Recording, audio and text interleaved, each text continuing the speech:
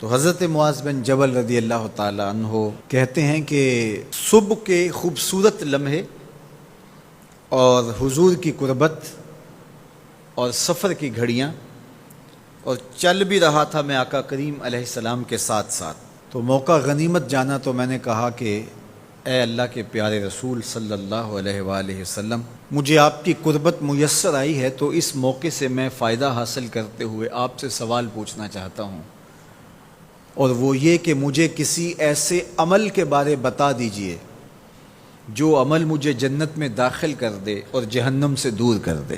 تو حضور علیہ السلام نے اس سوال پر ان کی تحسین فرمائی، فرمایا تو نے بہت بڑا سوال کیا ہے، اس کا جو جواب ہے کہ جنت نصیب ہو اور مجھے جہنم سے نجات ملے تو یہ اتنا آسان کام نہیں ہے، یہ بڑا مشکل کام ہے، لیکن جس پر اللہ آسان کر دے اس کے لیے مشکل نہیں ہے۔ یعنی جنت آسانی سے نہیں ملتی، جہنم سے بچنا بھی اتنا آسان نہیں ہے، بہت سارے گناہوں سے بچنا پڑتا ہے، لیکن اللہ جس کے لیے آسان کر دے اس کو نیکی کی توفیق دے دیتا ہے اور برائی سے اس کو بچا لیتا ہے۔ اگر تو چاہے کہ جنت میں جائے اور جہنم سے نجات ملے تو تمہیں اللہ پر ایمان بھی لانا پڑے گا، اور ایسا ایمان جس میں شرک کی آمیزش تک نہ ہو، اسی کی عبادت تیری زندگی کا مقصود ہو، اور نماز بھی ادا کرنا ہوگی، زکوٰۃ بھی دینا ہوگی، روزے بھی رکھنے پڑیں گے، اور تجھے حج بھی کرنا پڑے گا۔ جنت میں داخلے کے لیے یہ شرائط ہیں کہ تم یہ کام کرو گے۔ پھر ارشاد فرمایا میں تمہیں بھلائی کے دروازے ہی نہ بتا دوں۔ ارشاد فرمایا الصوم جنہ، روزہ ڈھال ہے۔ ڈھال آپ سمجھتے ہیں، اگر آپ لوگوں نے ڈھال نہیں دیکھی ہوئی تو آج کے زمانے کے اندر تو سب لوگوں نے جو ہے وہ ڈھال دیکھ لی ہے، چونکہ اس وقت ترکی نے اس طرح سے اپنے کلچر کو اور اپنی تہذیب کو جدید ذرائع ابلاغ کے ذریعے لوگوں تک پہنچایا ہے کہ اب 800-700 سالہ پرانی چیزیں بھی ہمارے سامنے آ گئی ہیں، ورنہ ہم یہ باتیں کیا کرتے تھے تو لوگ ان باتوں کو سمجھا نہیں کرتے تھے، چونکہ اس کا کوئی نمونہ اور شکل موجود نہیں تھی۔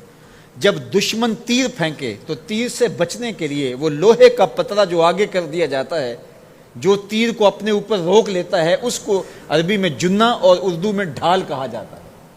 تو آقا کریم نے فرمایا روزہ ڈھال ہے، تو گویا جہنم کی آگ سے بچانے کے لیے جو ہے وہ روزہ کام دے گا۔ والصدقۃ تطفئ الخطیئۃ، یہ گناہوں کو مٹا ڈالتا ہے، جس طرح کہ آگ کو پانی بجھا ڈالتا ہے، تو اس طرح جب صدقہ دیا جاتا ہے تو جو گناہ ہوتے ہیں وہ ایسے مٹتے ہیں کہ لگتا ہے یہاں گناہ تھے ہی نہیں۔ آگے ارشاد فرمایا رات کے پیٹ میں نماز ادا کرنا، یعنی تہجد کی نماز ادا کرنا۔ پھر حضور علیہ الصلوۃ والسلام نے یہ آیت پڑھی تتجافی جنوبہم عن المضاجع، ان کی کروٹیں بستروں سے الگ رہتی ہیں، خوف اور طمع میں وہ اللہ کو پکارتے ہیں اور وہ رات کو جاگتے ہیں، ان کی کروٹیں بستروں سے الگ رہتی ہیں، حتی بلغ یعملون، یہ آیت پڑھتے ہوئے آخر تک حضور نے تلاوت فرمائی۔ تو فرمایا جس طرح صدقہ آگ کو بجھا دیتا ہے، اس طرح پچھلے پہر کی نماز، تہجد کے سجدے بھی اللہ جل شانہ کے غصے کو ختم کر دیتے ہیں اور جہنم کی آگ کو مٹا ڈالتے ہیں۔ پھر حضور نے ارشاد فرمایا کہ میں تمام امور کی جڑ نہ بتا دوں کیا ہے، جتنے بھی معاملے ہیں اس کی جڑ ہی نہ بتا دوں۔ میں نے جھولی پھیلا کے کہا حضور کیوں نہیں، خیرات ڈالی ہے، تو حضور نے ارشاد فرمایا راس الامر الاسلام، سارے امور کی جڑ اور بنیاد، سر اسلام ہے۔ اگر اسلام ہے تو عمل قابل قبول ہے، اور اگر اسلام ہی نہیں ہے تو پھر جتنے مرضی نیک عمل کرتے رہیں، جتنا مرضی پانی ڈالیں، جتنی مرضی کھاد ڈالیں، تو اگر جڑ ہی نیچے سے کٹی ہوئی ہے تو درخت ہو پائے گا؟ کبھی بھی نہیں ہو پائے گا۔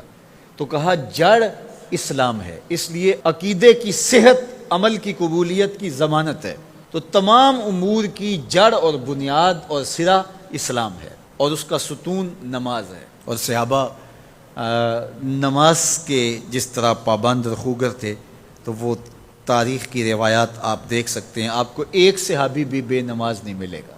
وَذِرْوَةُ صَنَامِهِ الجہاد، اور کوہان کی بلندی، چوٹی اسلام کی، وہ جہاد ہے۔ جہاد سے اسلام کو سربلند کیا جا سکتا ہے۔ اسلام کا چھٹا رکن ہے جہاد، اور ہمیں جہاد کی ترغیب بھی دی گئی، اور قیامت تک یہ جہاد جاری بھی رہے گا اور کبھی بھی ختم ہونے کا نہیں ہے۔ ہاں اس کے اصول و ضوابط ہمیں دیے گئے، جہاد کے نام سے فساد فی الارض نہ کیا جائے، لیکن جہاد کا انکار اسلام کا انکار ہے۔ یہ اسلام کی چوٹی ہے، ذروۃ و سنام کہا گیا، یہ کوہان کی بلندی ہے۔ تو حضور علیہ السلام نے آخر میں فرمایا کہ میں تمہیں سارے معاملات کی جڑ ہی نہ بتا دوں، خلاصہ ہی نہ بیان کر دوں؟ قلت بلا یا نبی اللہ، میں نے کہا اے اللہ کے نبی کیوں نہیں؟ فاخذ بلسانہ، حضور نے اپنی مبارک زبان کو پکڑا، فقال، اور فرمایا، کف علیک ھذا، کہا اس کو روک لے، اس کو کنٹرول کر۔ تو کہتے ہیں میں نے کہا اے اللہ کے پیارے محبوب صلی اللہ علیہ وسلم، جو ہم باتیں کرتے ہیں اس سے بھی مواخذہ ہوگا؟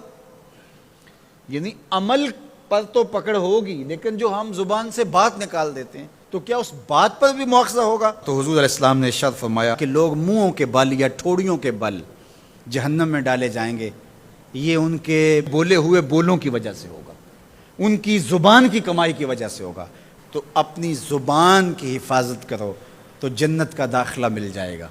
تو گویا زبان کی حفاظت سے لے کر کے اللہ کے حضور سجدے تک اور اللہ کی عبادت تک، یہ ہے وہ نصاب جو جنت میں جانے کا ہے۔ اللہ ہم سب کو 5 گانا باجماعت نماز کی توفیق دے، اللہ ہمیں توفیق حج کی نصیب کرے، اللہ ہمیں رمضان المبارک کے روزے رکھنے کی توفیقات سے مالا مال کرے، اللہ اپنی راہ میں جد و جہد اور جہاد کی توفیق سے مالا مال کرے، اور اللہ ہمیں ہماری زبان کی حفاظت کی توفیق دے تاکہ ہم خیر کی راہوں کے مسافر رہیں۔